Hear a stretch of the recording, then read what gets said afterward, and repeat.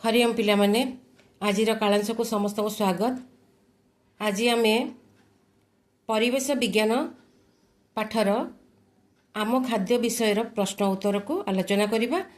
तेणु समस्ते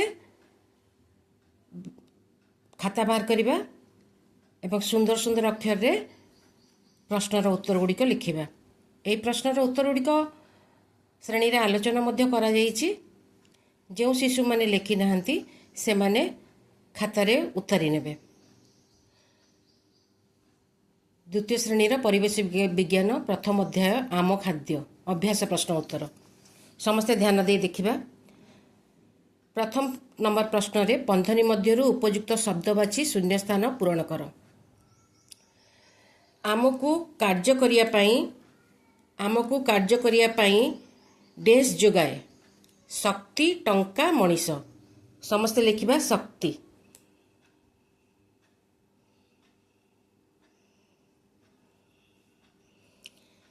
खाद्य न खाइले देह डेस रहे। खाद्य न खाइले देह डेस रखे।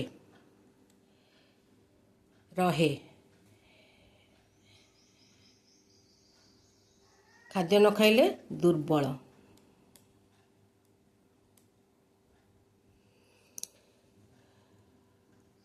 ग नंबर प्रश्न जल रक्त को डेस रखे। कठिन ऑप्शन अच्छी कठिन तरल नरम। समस्त लिखिबा जल रक्त को तरल रखे।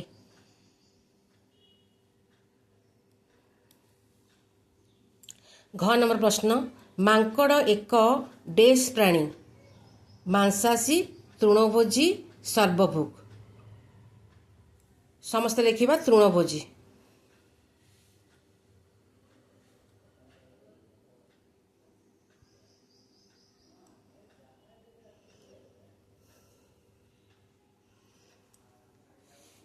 लिख सारा पिला माने एबे आम जिबा प्रश्न नंबर 2 को अलग शब्द बाछि चारिपटे गोल बुलाओ। क नंबर प्रश्न अच्छी भात रुटी डाली मांस। समस्ते मांस रे गोल बुलेबा। भात अच्छी रुटी अच्छी डाली अच्छी मांस रे गोल बुलेबा। ख नंबर प्रश्न राशि अच्छी नड़िया अच्छी माछ अच्छी चिनाबादाम अच्छी माछरे गोल बुलेबा।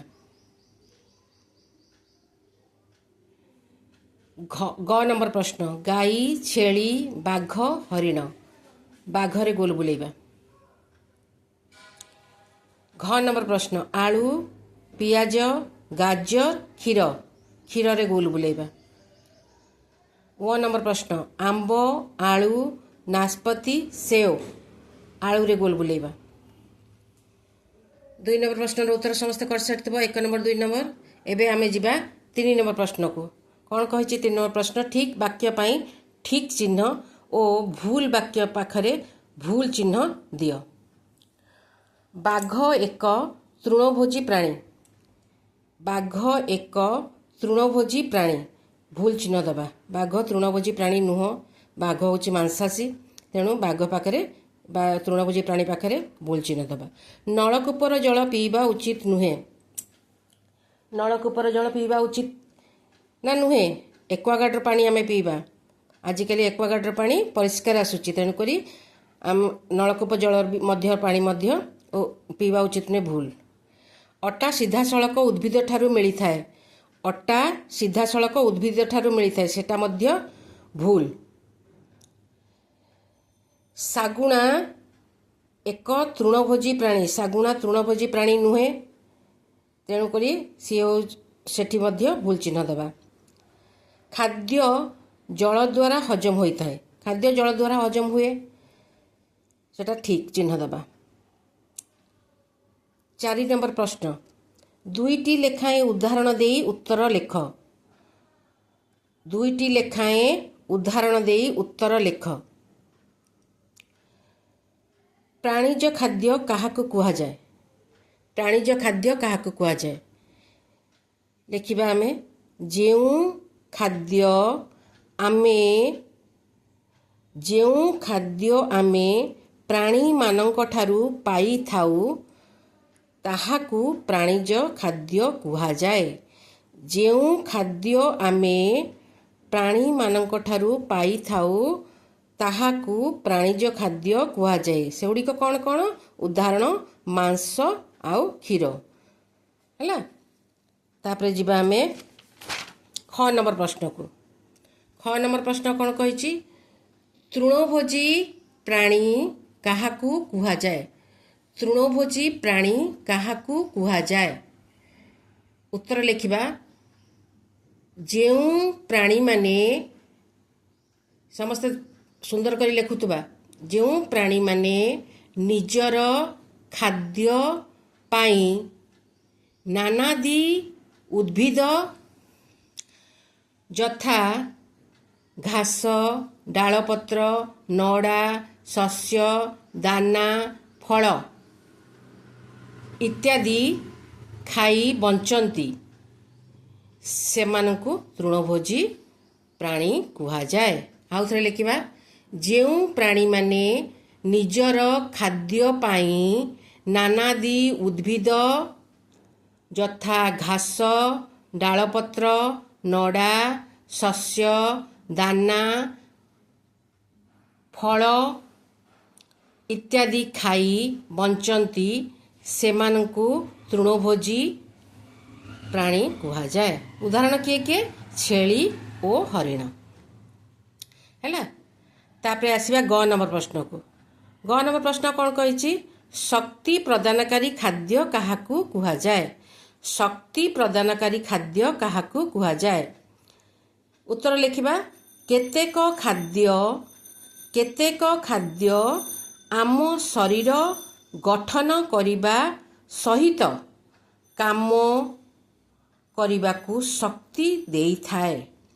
ସେହିଗୁଡ଼ିକୁ ଶକ୍ତି ପ୍ରଦାନକାରୀ ଖାଦ୍ୟ କୁହାଯାଏ। ଉଦାହରଣ କ'ଣ? ଭାତ ଓ ରୁଟି। ଆଉ ଥରେ ପଢ଼ିବା। କେତେକ ଖାଦ୍ୟ ଆମ ଶରୀର ଗଠନ କରିବା ସହିତ କାମ କରିବାକୁ ଶକ୍ତି ଦେଇଥାଏ। ସେହିଗୁଡ଼ିକୁ ଶକ୍ତି ପ୍ରଦାନକାରୀ ଖାଦ୍ୟ କୁହାଯାଏ। ଉଦାହରଣ ଭାତ ଓ ରୁଟି। ଘ ନମ୍ବର ପ୍ରଶ୍ନ। ସର୍ବଭୂକ ପ୍ରାଣୀ କାହାକୁ କୁହାଯାଏ? ସର୍ବଭୂକ ପ୍ରାଣୀ କାହାକୁ କୁହାଯାଏ? ଉତ୍ତର ଲେଖିବା। ଯେଉଁ ପ୍ରାଣୀମାନେ ଉଭୟ ପ୍ରାଣୀଜ ଓ ଉଦ୍ଭିଦଜାତ ଦ୍ରବ୍ୟ ଖାଇ ବଞ୍ଚନ୍ତି ସେମାନଙ୍କୁ ସର୍ବଭୂକ ପ୍ରାଣୀ କୁହାଯାଏ। ଯେଉଁ ପ୍ରାଣୀମାନେ ଉଭୟ ପ୍ରାଣୀଜ ଓ ଉଦ୍ଭିଦଜାତ ଦ୍ରବ୍ୟ ଖାଇ ବଞ୍ଚନ୍ତି ସେମାନଙ୍କୁ ସର୍ବଭୂକ ପ୍ରାଣୀ କୁହାଯାଏ। ଉଦାହରଣ କ'ଣ କ'ଣ? ମଣିଷ ଆଉ କୁକୁର ହେଲା। ତାପରେ ହେଲା 5 ନମ୍ବର। ଉତ୍ତର ଦିଅ। କ। ଆମେ ଖାଦ୍ୟ ନ ଖାଇଲେ କ'ଣ ଅସୁବିଧା ହେବ? ଆମେ ଯଦି ଖାଦ୍ୟ ଖାଇବା ନାହିଁ ତାହେଲେ ଆମର କ'ଣ ଅସୁବିଧା ହେବ? ସମସ୍ତେ ଲେଖିବା। ଆମେ ଖାଦ୍ୟ ନ ଖାଇଲେ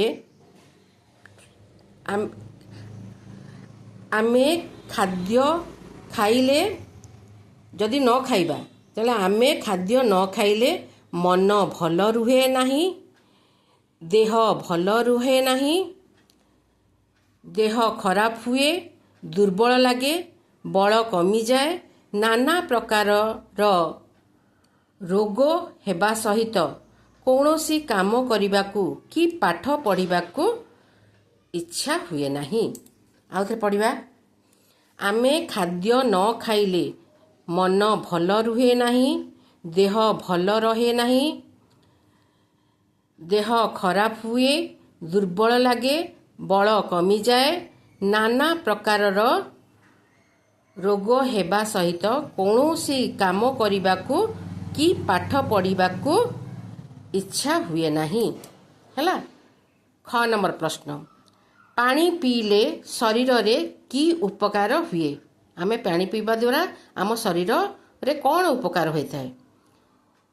ଲେଖିବା। ଖାଦ୍ୟ ଖାଇବା ସହିତ ଖାଦ୍ୟ ଖାଇବା ସହିତ ପ୍ରଚୁର ପରିମାଣରେ ପାଣି ପିଇଲେ ଖାଦ୍ୟ ହଜମ ହୁଏ।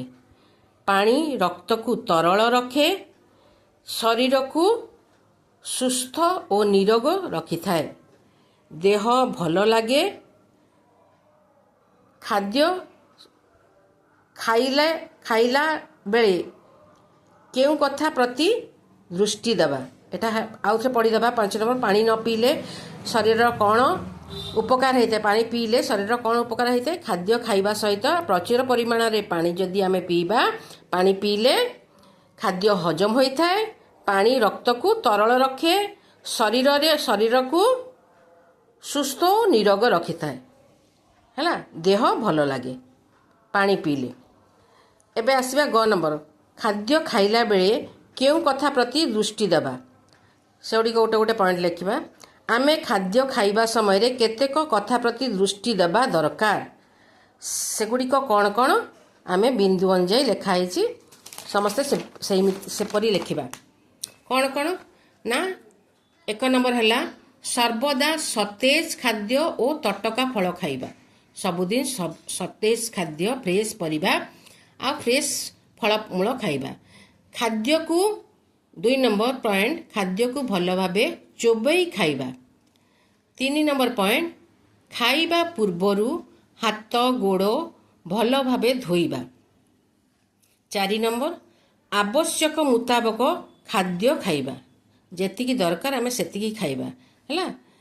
5 ନମ୍ବର, ବାସି ଖାଦ୍ୟ, ପଚାସଢ଼ା ଖାଦ୍ୟ ଓ ମାଛି ବସିଥିବା ଖାଦ୍ୟକୁ ଖାଇବା ନାହିଁ। ଏଇ 5ଟି ପଏଣ୍ଟ ସବୁବେଳେ ମନେ ରଖିଥିବ, ହେଲା। ଘ ନମ୍ବର, କଞ୍ଚା ଖାଉଥିବା 3ଟି ଫଳର ନାମ ଲେଖ। ଆମେ ଯେଉଁ ଫଳକୁ କଞ୍ଚା ଖାଏ ତାର ନାମ ଲେଖିବା। କ'ଣ କ'ଣ? କଞ୍ଚା ଖାଉଥିବା 3ଟି ଫଳର ନାମ ହେଲା ସେଓ, କାକୁଡ଼ି, ପିଜୁଳି। ଖାଦ୍ୟକୁ ଅଧିକ 1 ନମ୍ବର, ଖାଦ୍ୟକୁ ଅଧିକ ସିଝାଇଲେ କ'ଣ ଅସୁବିଧା ହୋଇଥାଏ? 1 ନମ୍ବର, ଖାଦ୍ୟକୁ ଅଧିକ ସିଝାଇଲେ କ'ଣ ଅସୁବିଧା ହୋଇଥାଏ? ମୋର ଉତ୍ତର ହେଲା ଖାଦ୍ୟକୁ ଅଧିକ ସିଝାଇଲେ ଏଥିରେ ଥିବା ଦରକାରୀ ଭିଟାମିନ୍ ନଷ୍ଟ ହୋଇଥାଏ, ତେଣୁ ଖାଦ୍ୟକୁ ଅଧିକ ସିଝାଇବା ନାହିଁ, ହେଲା।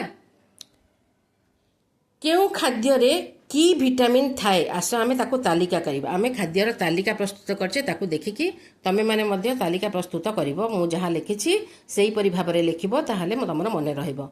ଏମିତିଆ 3ଟି ଚାର୍ଟ କରିବ।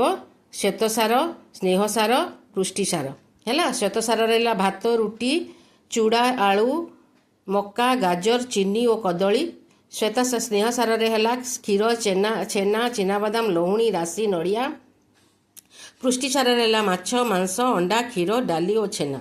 ସେମିତି ମାଂସାଶୀ, ତୃଣଭୋଜୀ ଓ ସର୍ବଭୋଗ, ଏହିସବୁ ଜୀବମାନଙ୍କ ମଧ୍ୟ ଆମେ ତାଲିକା କରିବା। ମାଂସାଶୀ ଗୋଟେ ଲେଖିବା, ତୃଣଭୋଜୀ ଗୋଟେ ଲେଖିବା, ସର୍ବଭୋଗ। ମାଂସାଶୀ ହେଲା କେଉଁମାନେ? ସିଂହ, ବାଘ, ବିଲୁଆ, ଗଧିଆ, ବଗ ଆଉ ଝିଟିପିଟି। ତୃଣଭୋଜୀ ହେଲା ଗୋରୁ, ଛେଳି, ମେଣ୍ଢା, ହରିଣ, ମାଙ୍କଡ଼, ହାତୀ। ସର୍ବଭୋଗ କେଉଁମାନେ? ମଣିଷ, କାଉ, ବିଲେଇ, କୁକୁଡ଼ା, ଗଧ, ହେଲା। ଏହିପରି ଭାବରେ ଆମେ ସବୁଗୁଡ଼ିକ ତାଲିକା କରିକି ଲେଖିଲେ ଆମର ମନେ ରହିବ। ତାପରେ ହେଲା ଅତିରିକ୍ତ ପ୍ରଶ୍ନ। ଶୂନ୍ୟ ସ୍ଥାନ ପୂରଣ କର। ଭାତ, ରୁଟି, ଚୁଡ଼ା, ଆଳୁ, ମକା, ଗାଜର, କଦଳୀ ଆଦିକୁ କି ଖାଦ୍ୟ କୁହାଯାଏ? ଶକ୍ତି ପ୍ରଦାନକାରୀ ଖାଦ୍ୟ କୁହାଯାଏ। କ ନମ୍ବର। ଖ ନମ୍ବର ହେଲା ପାଣି ପିଇଲେ ରକ୍ତ ଡେସ୍ ରୁହେ, ତରଳ ରୁହେ, ହେଲା। ଗ ନମ୍ବର, ଅଣ୍ଡା ଡେସ୍ ଜାତୀୟ ଖାଦ୍ୟ ଅଟେ, ଅଣ୍ଡା ପୁଷ୍ଟିସାର ଜାତୀୟ ଖାଦ୍ୟ ଅଟେ। ଘ ନମ୍ବର, ଲହୁଣୀ ଡେସ୍ ଜାତୀୟ ଖାଦ୍ୟ ଅଟେ, ଲହୁଣୀ ସ୍ନେହସାର ଜାତୀୟ ଖାଦ୍ୟ ଅଟେ। ଓ ନମ୍ବର, ପ୍ରତ୍ୟେକ ପ୍ରଶ୍ନର ଉତ୍ତର ଗୋଟିଏ ଧାଡ଼ିରେ ଲେଖିବା। ଏଟା ହେଉଛି 2 ନମ୍ବର, ଅତିରିକ୍ତ ପ୍ରଶ୍ନର 2 ନମ୍ବର, ଓ ନମ୍ବର ନୁହଁ। ପ୍ରତ୍ୟେକ ପ୍ରଶ୍ନର ଉତ୍ତର ଗୋଟିଏ ଧାଡ଼ିରେ ଲେଖିବା। କେଉଁ ପାଣି ପିଇବା ସବୁଠାରୁ ଭଲ? କେଉଁ ପାଣି ପିଇବା? ଆକ୍ୱାଗାର୍ଡର ପାଣି ପିଇବା ସବୁଠାରୁ ଭଲ। ଖ ନମ୍ବର, ହାତୀ କ'ଣ ଖାଏ? ହାତୀ ବିଭିନ୍ନ ଶସ୍ୟ ସହ ବିଭିନ୍ନ ଗଛର ଡାଳପତ୍ର ଖାଏ। ଗ ନମ୍ବର, ଆମେ ଖାଉଥିବା କେତୋଟି ପାଚିଲା ଫଳର ନାମ ଲେଖ। ପାଚିଲା ଫଳ କେଉଁ ଖାଦ୍ୟକୁ ଆମେ ପାଚିଲେ ଖାଇଥାଉ। କଦଳୀ ହେଲା, ପଣସ ହେଲା, ଆମ୍ବ ହେଲା, ପିଜୁଳି ହେଲା, ଅଙ୍ଗୁର ହେଲା ଇତ୍ୟାଦି ଆମେ ପାଚିଲା ପରେ ଖାଇଥାଉ। ଆମେ ଉଦ୍ଭିଦ ଠାରୁ ପାଉଥିବା 3ଟି ଖାଦ୍ୟର ନାମ ଲେଖ। ଉଦ୍ଭିଦ ଠାରୁ ଆମେ କ'ଣ କ'ଣ ପାଇଥାଉ? ଫଳ, ପନିପରିବା ଓ ନାନାଦି ଶାଗ ଆମେ ଉଦ୍ଭିଦ ଠାରୁ ଖାଦ୍ୟ ରୂପେ ପାଇଥାଉ। ଏବେ ଯିବା ଆମର 3 ନମ୍ବର ପ୍ରଶ୍ନକୁ। 3 ନମ୍ବର ପ୍ରଶ୍ନ ହେଉଛି ସ୍ତମ୍ଭ ମିଳନ କର। କ ସ୍ତମ୍ଭ, ଖ ସ୍ତମ୍ଭ। କ ସ୍ତମ୍ଭରେ ଅଛି ହରିଣ, ଚୁଡ଼ା, ମାଂସାଶୀ ପ୍ରାଣୀ, ପୋଖରୀ ଜଳ। ଖ ସ୍ତମ୍ଭରେ ଅଛି ଦୂଷିତ ଜଳ, ଘାସ, ଶ୍ୱେତସାର, ବିଲୁଆ। ହରିଣ କ'ଣ ଖାଏ? ଘାସ।